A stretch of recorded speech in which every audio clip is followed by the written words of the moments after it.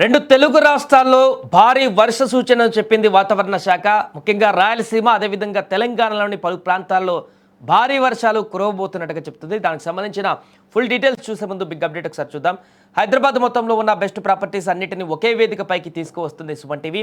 October 18, 19వ తేదీన HICC నోవోటల్లో జరిగే సుమన్ టీవీ ప్రాపర్టీ ఎక్స్పోలో best flats, villas, open plots, Deepavali offers and డిస్కౌంట్స్తో అందుబాటులో ఉంటాయి. మీరు విజిట్ చేసి ప్రతి గంటకి ఒక గోల్డ్ కాయిన్ గెలుచుకునేటువంటి ఛాన్స్ కూడా ఉంది.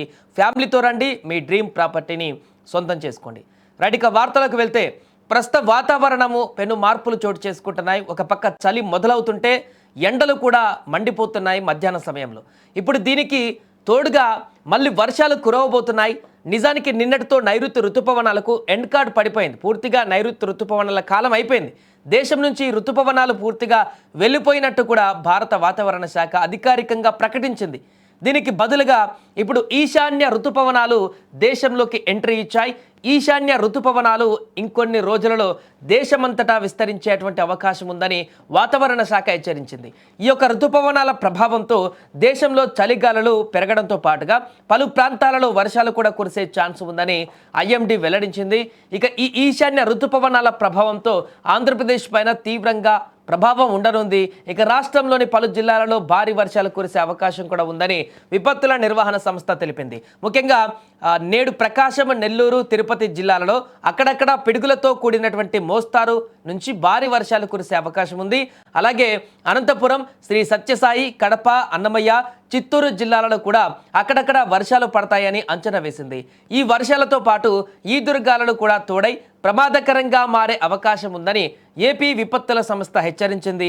ముఖ్యంగా దక్షిణ కోస్తా తీరం వెంబడి గంటకు 35 నుంచి 55 కిలోమీటర్ల వేగంతో ఈదురుగాలులు వీచే ఛాన్స్ కూడా ఉందని పేర్కొంది.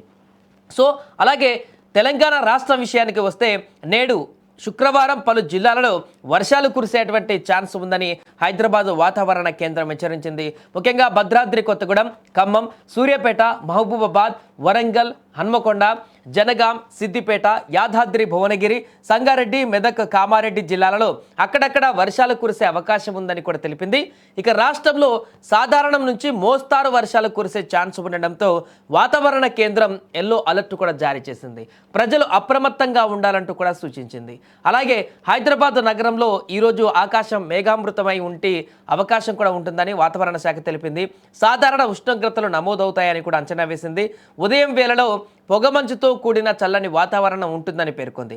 నగరంలో కనిష్టంగా 19 డిగ్రీల సెల్సియస్ ఉష్ణోగ్రత నమోదయ్యే ఛాన్స్ ఉండగా గరిష్టంగా 31 డిగ్రీల సెల్సియస్ ఉష్ణోగ్రత నమోదవుతుందని హైదరాబాద్ వాతావరణ కేంద్రం అంచనా వేసింది.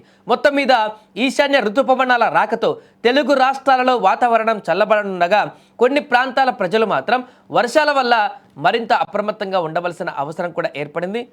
ఏదేమైనా కూడా నైరుతి ఋతుపవనాలు వెళ్ళిపోయాయని చెప్పేసి అనుకునే లోపే ఇప్పుడు ఈశాన్య ఋతుపవనాలు క్రమంగా వ్యాపించడం తీవ్ర ఆందోళనకు గురి చేస్తుంది. ఇది పొగమంచుతో పాటుగా భారీ వర్షాలకు కూడా దారి తీస్తుండటంతో రైతులకు చాలా వరకు ఇబ్బందికర పరిస్థితులు ఏర్పడేటువంటి అవకాశం ఉంటుంది.